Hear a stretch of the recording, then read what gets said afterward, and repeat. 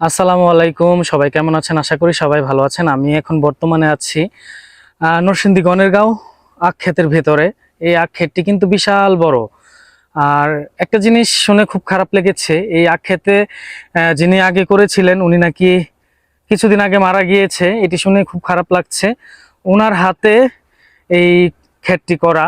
আর গেছে বছর যখন আসছিলাম তখন উনি নিজের হাতে আমাদেরকে আখ কেটে দিয়েছিল আর অনেক গল্প করেছিলাম। লোকটি খুব মিশুক ছিল। কাকাকে খুব মিস করছি। আল্লাহ যেন ওনাকে জান্নাত ফেরদৌস করেন। আর আখ ক্ষেতটি খুব বড়, আপনারা আসবেন, ঘুরে যাবেন আর এখান থেকে আখ কিনে নিয়ে যাবেন। এখানকার আখ কিন্তু অনেক মিষ্টি। আপনার মন মতন একটা কাটেন। হ্যাঁ হ্যাঁ, কাটেন।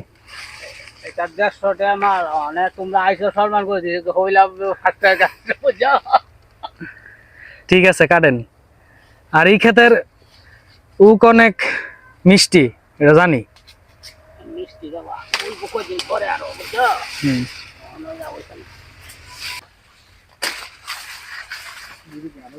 উকটা কিন্তু অনেক মোড়া আছে না?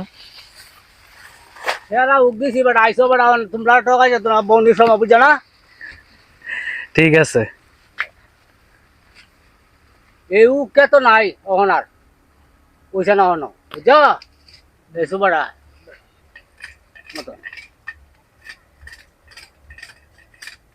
হুম। ইস, উদনটা দেখছ 5 কেজি উদন হইব উকটা আইন ওজন আছে মোটামুটি। যারা আইসেন এটা আপনারা এটা এটাও কি কারণ লাগবে না? না, হ্যাঁ এইটা কারণ লাগবে না জানেন ঠিক আছে। এই যে উক শান্ত, খাবা নাকি? এই যে আখ কি মোটা দেখছেন? শান্ত, কেমন লাগতেছে? ভাই খাইতে অনেক ভালো লাগতেছে, অনেক মিষ্টি। আচ্ছা, এখন আমি খেয়ে দেখি কেমন আখটা, তারপরে রিভিউ দিতেছি। আমি আগে ওই ক্ষেতের আখ খেয়েছি, তারপরে আবার যেহেতু আজকে আসছি, আজকে খেয়ে দেখি কেমন।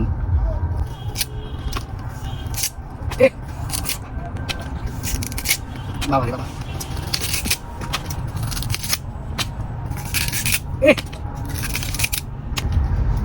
দাঁতগুলো আর থাকবে না আজকে।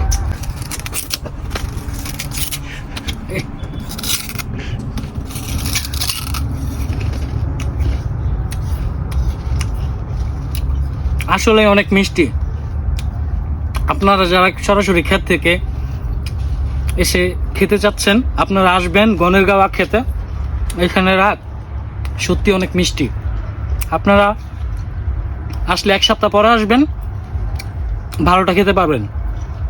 অনেক মজা। ঠিক আছে, ধন্যবাদ।